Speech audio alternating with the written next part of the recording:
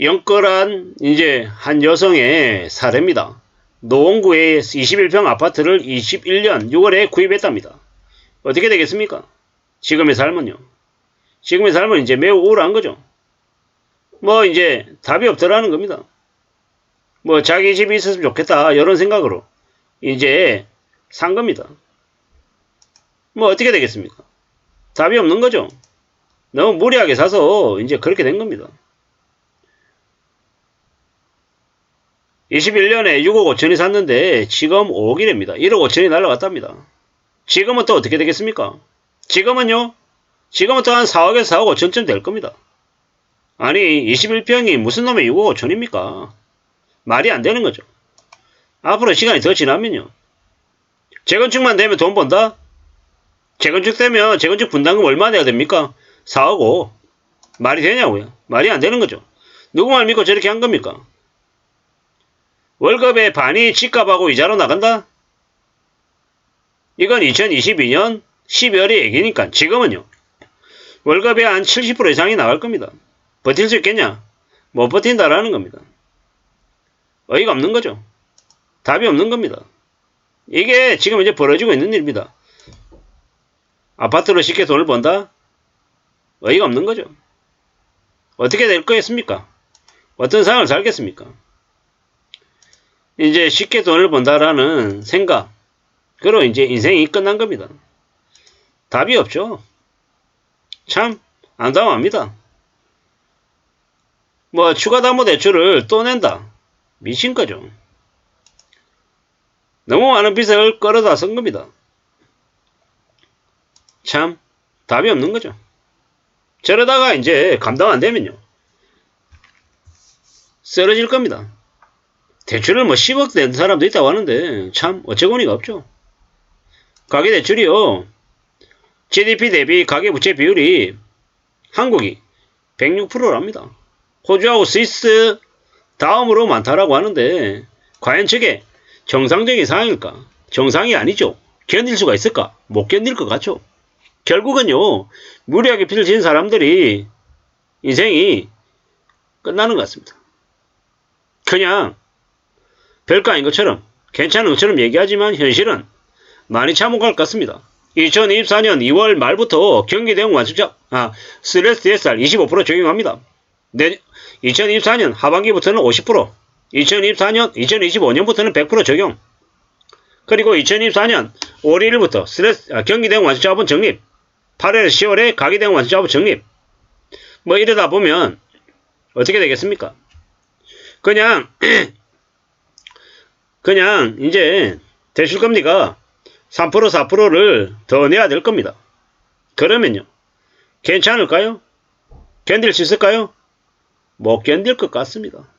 그냥 망하는 거다라고 봐야 됩니다. 꽤 무서운 얘기죠. 꽤 충격적인 일입니다. 어떻게 될까? 어떤 일이 벌어질까? 잘 생각해 봐야죠. 참 무서운 일이 아마 생길 겁니다. 엄청난 충격들, 엄청난 이제 상황들이 벌어질 거다라고 봐야죠. 그렇게 생각하고 마음을 좀 굳게 먹어야 될 것 같습니다. 사는 게 너무 어렵다라는 걸, 절대로 쉽지 않다라는 걸 인정하고 받아들이고 지내야 될 것 같습니다. 그래야 삶을 살아낼 수 있을 것 같습니다. 우리는 잘 따져봐야 됩니다. 차근차근 마음을 굳게 먹고 살아가야 되겠습니다. 빚을 낸 사람들은 인생이 많이 어려워질 거다라고 생각하고 지내야죠. 너무 쉽게 생각 안 하십니다. 이 전세금도 대출이죠. 대출입니다. 9억 8천 집인데 뭐 다 대출이에요. 다 대출. 이게 정상이냐고요? 이 정상 아니죠. 비정상입니다. 비정상. 어쩌려고 하는 걸까요? 집값이 원래 14억 8천이었는데 저게 9억으로 떨어지면요. 집주인은 죽는 겁니다. 견딜 수 있겠냐고요? 답이 없는 거죠. 함부로 저런 것에 넘어가면 안 된다라는 겁니다. 참, 뭐, 세채, 다채, 열채, 이 뭐 개막장이죠, 개막장. 이 사기극입니다, 사기극. 대놓고 치는 사기극입니다. 사기극. 그렇게 집값 올린다. 부산의 아파트를 싹쓸이한다. 이런 개막장 짓을 벌였던 그들이 가짜이고 사기꾼이고 쓰레기들입니다. 누가 저런 것들을 조장했나요? 누가? 저걸 아무렇지도 않게 조장했잖아요. 참 이제 개막장 들인 거죠. 쓰레기들입니다. 쓰레기들. 저런 짓거리를 하고 이제 사람들을 지옥으로 떨어뜨린 겁니다. 무서운 일입니다. 앞으로요. 또 저러한 일들이 반복 안 될까요? 반복됩니다. 반복됩니다. 왜 반복이 되겠습니까? 저건 이제 부동산 교란 세력들을 제대로 대응하지 않고 내버려둔 정부 탓이기 때문입니다. 집값이 더 떨어지고 더 이제 가격이 낮아지면 이제 많은 이들이 난리가 나는 거죠. 전세 보증금의 60% 80%가 아니라 90% 이상인 경우도 많습니다. 참 어떻게 살아야 되나 라는 고민이 들죠.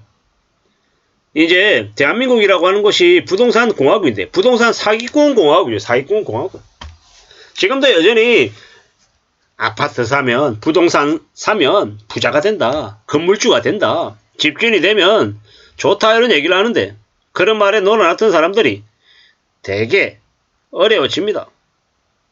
지금은 더 충격적이다라고 봐야 되겠습니다. 앞으로요 우리는 더 우려스러운 삶을 살아가게 될 것 같습니다. 빚진 사람들, 무리하게 엮어내서 빚을 낸 사람들이 삶을 살아낼 수 있을까? 정말 어려울 것 같다라는 겁니다.